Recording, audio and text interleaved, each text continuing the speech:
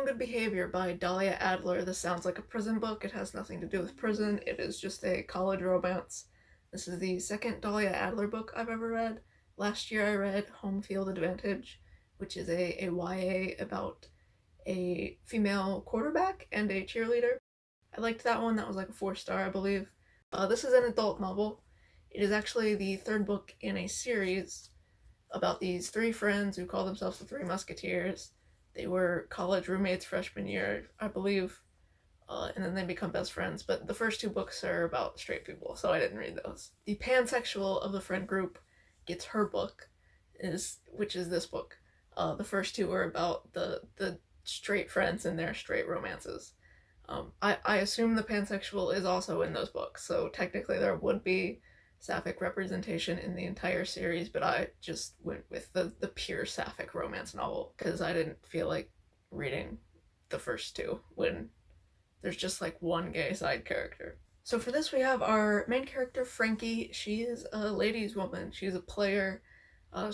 She went to a Catholic school and was sort of not repressed but limited and restricted, and she's gotten to college and she's kind of a wild card. Sleeps around a lot, men and women and anything in between or outside of that binary. Doesn't commit, isn't looking for a relationship, but she meets her best friend Kate's new roommate named Samira, who's like a really total good girl. She's the daughter of a Republican politician. She's a closeted lesbian. She's a very good girl. She's the exact opposite of Frankie, but they are drawn to each other, and for the first time in her life, Frankie is debating actually settling down with someone. So they make a pact where they will try to be monogamous and in a relationship for 30 days and just to see if it works out. And that's the plot. There's a lot of barriers between them, with Frankie's promiscuousness, them assuming that they won't get along because Samira thinks that Frankie still wants to be promiscuous and sleep around with other people. Samira's in the closet, and she isn't like public even on campus. She doesn't want her friends to know that she's a lesbian, and so they're sort of on the down low, and all of the challenges that come with that. I really liked, let's say, the first like half of this book. The first part, really, like maybe the first like 75%. It's very fast paced. It's very engaging. It's very fun. It just gets in there. It's very focused on the romance. You're immediately put in all these situations where these two have to interact, even like when they don't expect to, or when they try to limit their interaction with each other, but they end up back in each other's orbits. And the roommate friend Kate doesn't want them to get together at first. She's like, oh, don't sleep with my roommate. But so there's some tension, but they end up together. They have good chemistry. They start off kind of as friends, but very flirty, and it eventually progresses. There is spice in this book. Part of the pact is that they don't have sex for the 30 days that they're in a relationship. That's just to test their emotional connection. So you do get like some good scenes of like teasing where they're making out, and they want to hang out more, but they don't trust themselves to limit themselves or to go slow. They don't want to seem too clingy, so they don't want to hang out every day, and they can't hang out in some group settings because Samira's not out. There's good tension, good chemistry, good build up. I really like the development of their relationship. It kind of falls apart in the back end. I guess spoilers. There's a third act breakup, sort of. It's just a miscommunication plot. They are both unable to say what they want, and Frankie's unable to say, no, I want to be in a monogamous relationship for the first time in my life. And so Samira assumes that she does not want to be in a monogamous relationship. So they sort of break up / are in an open, casual kind of thing for a while, and until Frankie admits that she does. She says she loves Samira, and I'm like, it's a little early for that. I didn't think these two were like the greatest love story of all time. I kind of didn't buy that they would be together forever, that they were in love, They liked each other. They're a good pair, but they're both like, they're still sort of immature, like college students, like they're juniors. So they're not like young, but like they don't know what they want to do with their lives. They don't have anything figured out. They don't know how to communicate like adults. I just don't see this working out for them that well, to be honest. It's cute in the moment, like it's fine, most of it. The miscommunication at the end was sort of annoying and made them both look childish because they just couldn't say what they wanted, um, for no real reason. And then there's a couple plot points that I didn't like. On the 30th day, when the month is over, they're supposed to go on this big date at a fancy dinner, and then they're gonna go home and sleep with each other for the first time. Frankie pops a Xanax. One of her friends gives her pills to relax. She does not have a diagnosed condition. She does not have a prescription. I think her friend has a prescription, but she's just giving out pills, like friends do. So Frankie pops a Xanax, and then she goes to like a party with these frat boys, and she drinks alcohol, and then the medication and the alcohol don't mix, and then she just like passes out on a frat boy's couch and misses her date. The next morning she goes and explains this to Samira, and Samira just instantly forgives her.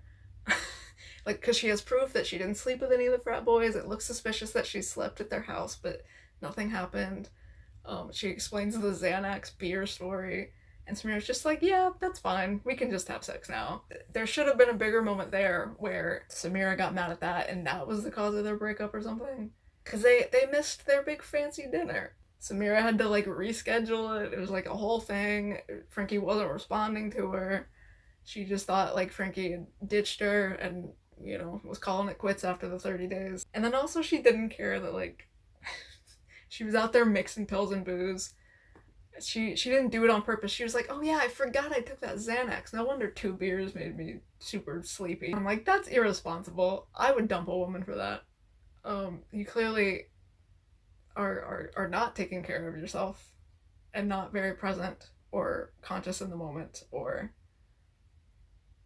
that's irresponsible and potentially dangerous, and that just doesn't sound like the traits of a good partner to me. Samira just forgives her. It's fine, who cares, right? I didn't like that just seemed like it was thrown in there for no reason with no consequences. Why? I don't know. But I mostly like this book. I did think they had good chemistry. I did like Frankie's relationship with her friends. I didn't read the first 2 books, but it didn't matter. You can jump into this. You could jump into any of these books at any time and not be confused, but I could tell that there were like Easter eggs and like references to the past. Like, oh, remember that time so-and-so walked in on so-and-so and Connor. I forget the friends' names. They're not that important. So you're not missing like that much context, but you could tell that there's like little in-jokes between the characters, which made them feel like real friends. This felt like a lived-in world. I bought the relationship between these 3 people, except when they're giving each other pills, because that's not good. Don't give your friends pills. And then there's another point where there's a lot of drinking, and one of the girls is like, you deserve a drink. And I'm like, no, maybe your friends shouldn't poison their livers, but maybe that's me. I wouldn't want my friends to drink an addictive substance, but you do you. Samira doesn't drink. I liked that. She was sober for the most part. At the end, where she's like kind of mad at Frankie and sort of turns into a bad girl. She has a glass of vodka or something. That doesn't matter. But anyway, I liked parts of this relationship. I liked the world with the friends. It felt pretty realistic for the most part, except for the end and like the 3rd act breakup, which just felt like drama for the sake of drama. Also, the cover of this book, well, this was originally released in 2016 with this cover, and then I read this on audiobook. The audiobook cover is exactly the same book cover as Claire Lydon's Change of Heart. And these came out months apart. Claire Lydon's book was November 2021, roughly.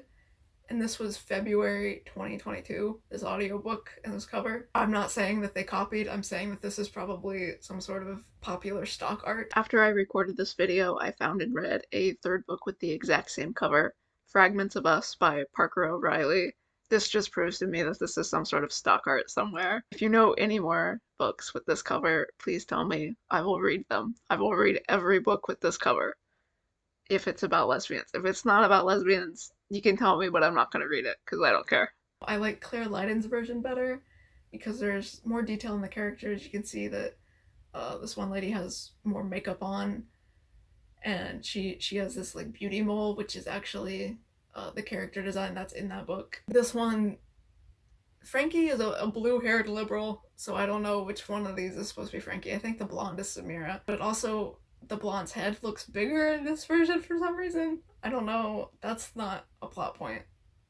This lady doesn't have a big head canonically, and this lady doesn't have a small head canonically. So I don't know why this Stockart's head is bigger than her doppelganger Stockart's head. I don't know. This just looks, it's a less accurate representation of the characters than Claire Lydon's version, and it just doesn't look as good. It's not as nice. I don't know. Claire Lydon's version is better, but it's the same. It's the same stock art. That was part of the reason that I read this book. Again, I read it because it has lesbians, and I've read Dahlia Adler, and I liked that other Dahlia Adler book. But once I saw this cover, I was like, I've seen that before, and I have literally seen that before. I just read this like a month or two ago, Change of Heart. So I had to read these back to back to see which was better. Change of Heart's better. The cover's better, and the book is better. The romance is less contrived. This is a better book. If you're looking for a book with this exact cover, and you have all of these options to choose from, read Change of Heart by Claire Lydon. But this book is pretty good. I gave this 3 stars, maybe like a 3.5. I was gonna give it 4 until the end, kind of spoiled it, but it's an okay book. It's not the worst. This came out in 2016, and that other Dahlia Adler book I read came out more recently, within the last couple years. So I think she's maybe improved as a writer. That's it.